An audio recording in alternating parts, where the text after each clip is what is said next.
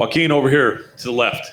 To the left. Right over here. First of all, congratulations. Amazing performance. I know there was pressure on you from that last highlight legendary knockout. Also, your teammate Chaos Williams coming in. Right. So the pressure level is amazing. I know you're over there at Murcielago. You got Chaos. You got Curran Jacobs happening, training you with grappling. He's amazing. What kind of stuff did they tell you? What was your game plan going into this? The game plan was just be me, you know what I mean, and fight with my style, but just control aggression, instead of just moving too fast.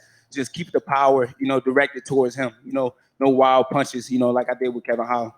Just keep it directed straight towards Jordan Wright. So controlled aggression, that's it. How important was it to you that you got the KO? That's just what I always look for. That's just the end all goal is just to get the knockout, get the finish. That's what people want. So, I did what I needed to do. Absolutely. And you and Chaos kind of got a little competition going now every time you jump in. Man, tell me about it, man. But he got me beat, man. He got 30 seconds, man, with a straight right hand. Man, that's beautiful. Absolutely. Now, are you ready if someone wants to grapple with you? Curran Jacobs is an amazing wrestler there. What kind of stuff are you learning that you didn't know before, and how prepared are you for a grappler? We learned a lot. I'm not going to tell everybody what we learned, but, we learned a lot there. So we be prepared for anybody. Fantastic. Definitely when it comes to that grappling. Yes, sir. Absolutely. Well, congratulations again. You look great. Thank you. I appreciate it.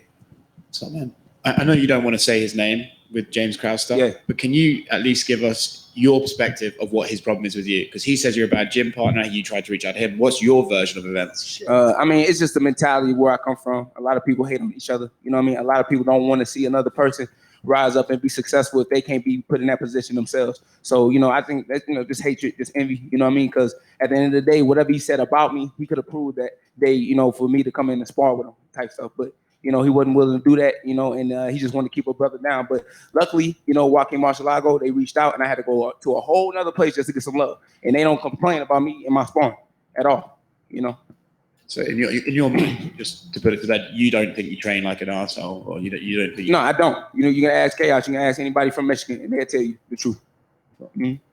James Krause did actually put a thing out on Instagram. He put a picture of himself, and he was like, "Oh, say my name." Is that the fight you want next? Does it make sense for you? It definitely makes sense for me, for sure. You know what I mean? But at the end of the day, man, I'm not gonna say your name. There's no need to. When you said January 23rd, the Conor fight in Abu Dhabi, is that even if he's not available, is that when you want to fight? That'd be dope. Yeah, as soon as possible. ASAP. Congratulations. Thank you. Joaquin over here. How much street credit have you got since you've been a sensation? I got people in the boxing game asking me, is that guy for real? Is he that guy? I'm about to say what you mean by street cred, But no, man, I'm getting a lot of love right now, and a lot of people do want to work with me right now. So that's the cool part, so yeah. Any big names outside of MMA, just like in combat sports in general? No, I'm gonna just keep it under wraps, man. Y'all gonna see when I be posting on Instagram who I'm working with, So y'all just gotta stay tuned and just look on Instagram. How cool is it to be bringing a flavor that people don't see in MMA, to be bringing that front and center? Because to keep up with Joaquin, you got to acknowledge that. How cool is that to be that guy to kind of be like a trailblazer? You say it again. To bring flavor to the MMA that we don't usually see. Bring a flavor. It's cool, man. I got my flavor from Mike Tyson, man. I try to keep that mentality all the time, And definitely Chaos, come on, man. I trying to get that flavor from him, man. Go out there with that aggression and that killer mentality. Just go for that finish at all times. Yeah. And just give some insights to living up to that standard that you set. Is that the standard from now on to live up to that KO knockout, or that's just something that just happened moment in time and you moved on? No, man, it's just a killer instinct, man. I want to get the finish at all times, period. Yeah. And what do you want to do in 2021? How many fights you want? And do you think you're going to be in that top 10? Is that the ultimate goal for next year, or are you just going to take it as it comes? We're going to take it as it comes, man. That's it. We're going to take it as it comes. Walking right here. James Krause usually fights at welterweight. Would you go down, or would you want him? Stop playing, bro. He said he wanted to fight at 185. He fought his last fight at 185. Let's do it at 185. Fair. Don't make it easy on him. 185. And then in this fight specifically, you hurt him pretty bad at the end of round 1. Were you surprised he came out to start round 2? No. I ain't surprised. He was mentally strong. He was mentally confident and prepared to go to war with me. I'm surprised he even walked in the cage. So since he, was able to do that, I knew he was ready. When I had hurt him just at the last seconds of that first round, I showed mercy. I was just going to stop whatever because I just thought he was going to quit right there and Herb Dean was going to save him. But, he tried to go for that little takedown. I ain't no ninjas, new wrestling. But at the end of the day, though, we got it done in the second round.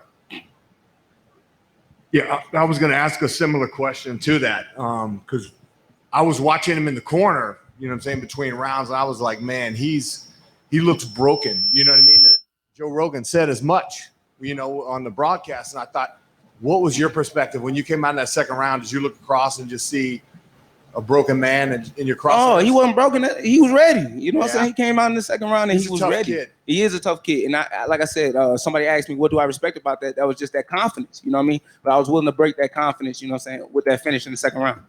So nothing but respect for my man. Nothing but respect. Joaquin, how do you rate this performance, and what are the better things you did tonight? What are the things that you don't feel you maybe did as well? Don't allow people to get in my head.